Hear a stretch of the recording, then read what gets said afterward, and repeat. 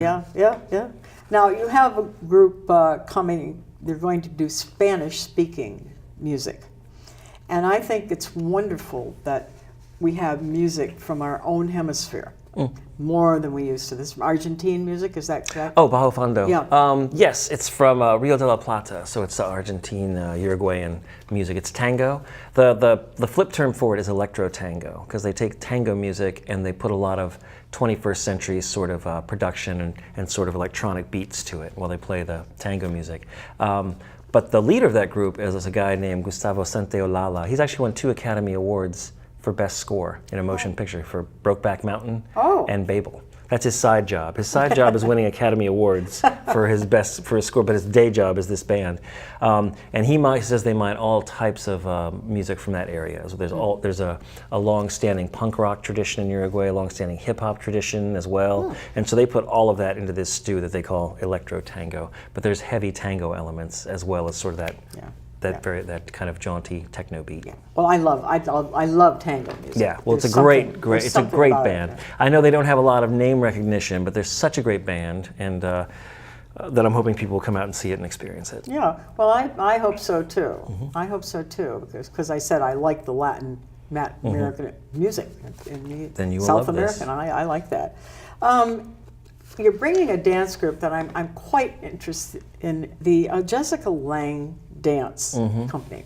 Yeah, go ahead, I'm sorry. And they are going to do a unique show about aftershocks of war. Right. Now, that's a marvelous idea to do this. It is, yeah. It's a piece that she immersed herself in discussions with soldiers and therapists about the difficulties of dealing with wartime trauma. And she put this piece together that reflects sort of the camaraderie among soldiers and that sort of the brotherhood and sisterhood and also the shocks that happen when that's fractured in some way through war. And the body is a really expressive thing. You would think like dancing pretty about war would make no sense, but there's a very moving, powerful piece sort of about that connection that soldiers have and about how distressing it can be to be disconnected. I have interviewed people who fought in World War II. One of them was a grunt, and he went right across the Pacific, all the islands. And he never used the word I. I always used the word we when he talked about his war experiences. And as you said, they're trained that way. They're in a group when they go. Right. Well, the piece is called 1,000-Yard Stare, which is a reference to that the PTSD look, where you're just looking beyond everything. It's called the 1,000-Yard Stare. It's she's going to do a number of pieces that night, but that's the newest one that's been recently commissioned. That's really powerful, getting a lot of rave reviews. Yeah, there's an opera out now, Silent Night. It's about World War I, when they actually stopped fighting, and the Germans and the Americans, the Germans and the French, and they changed. They exchanged some simple gifts, and they drank some wine together, and they sang Christmas carols. Nice. And they had about 24 hours, I guess, where the war stopped on that part of the front. Wow. It's a good opera. It's a very good opera. It's a modern opera, but it has a lot of dancing in it. I would think it would fit on the Flint stage, but it's anyway. It's a great opera. Okay. Another group that's coming is the Sean Dorsey Dance Group, and they are taking us back in time to the missing generation, the AIDS epidemic. Right. Sean is he's a Bay Area choreographer. He's a transgender choreographer as well, and he has been doing research on the AIDS epidemic and sort of the entire the arc of being gay in public in the late part of the 20th century, and the AIDS crisis, particularly as it impacted the Bay Area in New York City in the late 80s. That's basically an entire creative generation that we lost. Over 300,000 people died just in the 80s from AIDS. And he does this beautiful bit where he's got a 4-person dance company, and they do this beautiful movement, this coupling and this uncoupling. And there's original music playing, but there's also soundtrack is some of the interviews that he has with survivors, talking about their memories of that time. Play over, it's really tragic and compelling and awesome. That was a rough time. They didn't know what was happening at first, then they probably didn't get on top of it early enough. So there you go. Yeah, it's a tough time. I think it'd be great. It'd be awesome to see this presented in schools. Like I was telling my daughters about it. They're both teenagers, and they didn't know about this idea that the AIDS was going on. Nobody was talking about it. That this entire generation, hundreds of thousands of people died. Yep. That was news to them. I was like, well, we need to put this in schools. This is recent history. This is like something we should talk about. They don't seem to teach history in school like they used to.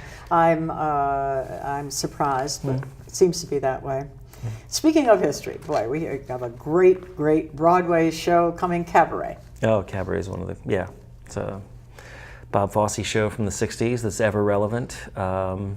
Everybody loves Fraulein Sally Bowles. I will say, if you've only seen the movie, the play is a much different animal. Right. There's an entire half of the story that didn't make the movie. So I love the movie, but the play is something you should definitely see if your whole experience of Cabaret is based on the film. The play deals more with the history of the time and what was it happening. deals with the relationship between the older man and woman as well is Right. absolutely integral to that, and a really powerful piece of that play. Right. But it's a fabulous show for a reason. It gets these revivals for a reason. The role of the MC.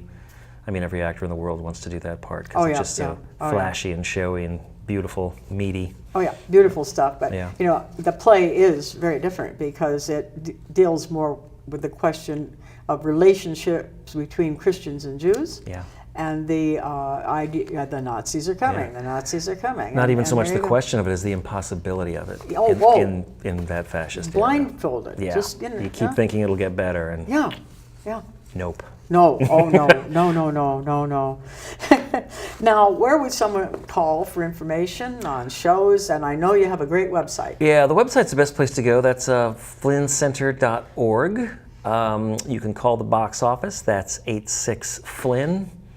You'll have to do it yourself. I don't know the numbers. I just know the easy acronym. Right. 86-FLYNN will get you there. Or you can just show up at the box office at 153 Main Street at the Flynn Center.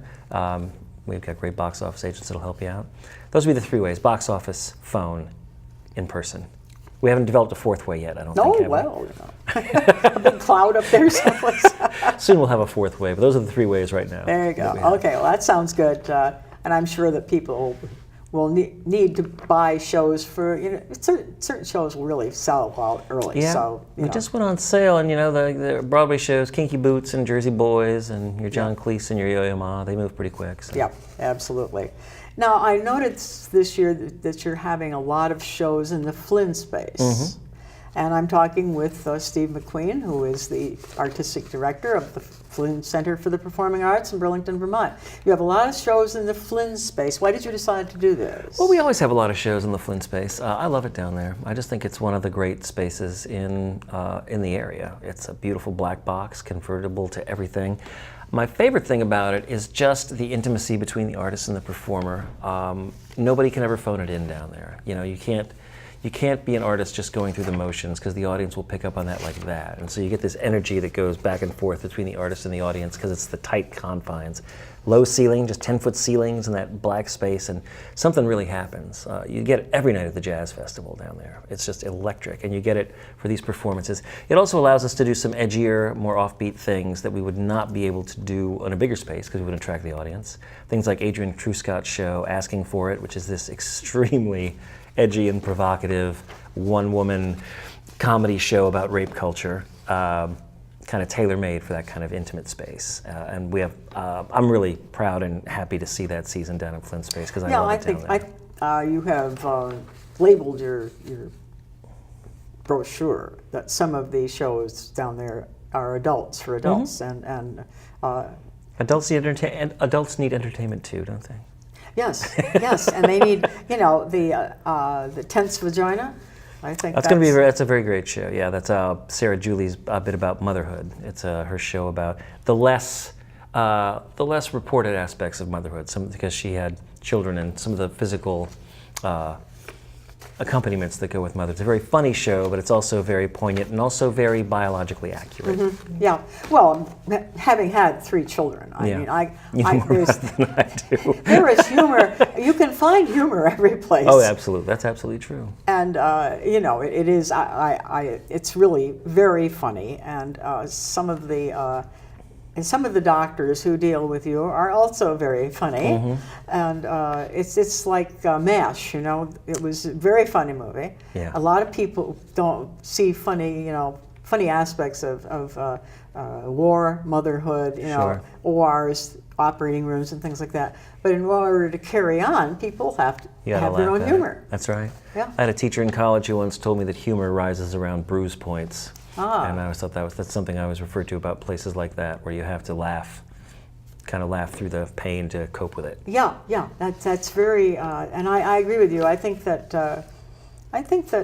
adults need their own shows sometimes, Sometimes, and I applaud the way things are being brought out in the open now. Things that we didn't used to talk about. That's true. I cannot imagine this show by Adrian Truscott being in the 90s even, maybe. I don't know, but that's what we're trying to do with the Flynn. We certainly would think that everything's worth discussing. I mean, when I had breast cancer 26 years ago, it was just beginning to, talk about it. And by doing that, Right. it really helped Sure. people deal with it. Yeah, well, hiding it doesn't do any good at all. No, absolutely. Now, we don't have a lot of time left here, but we have a little. And it looks like, with the present administration in Washington, that the funding for the arts is going to be harder and harder to find. On a federal level, even? Yeah, okay. And I think that, how can we help this? I mean, people are out here and they're buying their tickets, but I think people need to do more than buy tickets. And the funding for music in the schools is being cut. Sure.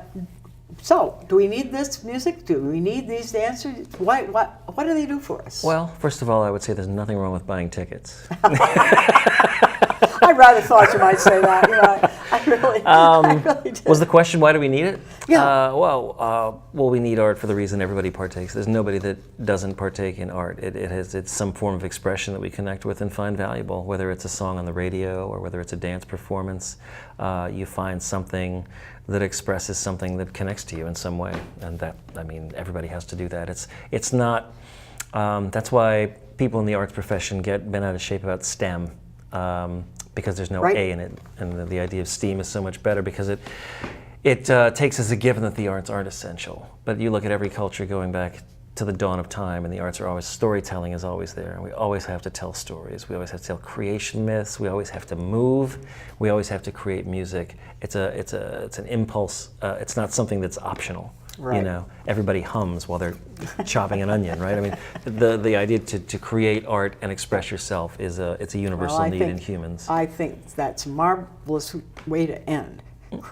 Express yourself. Yeah. Thank you so much for coming, Steve. Always a pleasure. Thanks, Kay. Always nice to talk with you. And thank you for joining us on Conversations with Kay.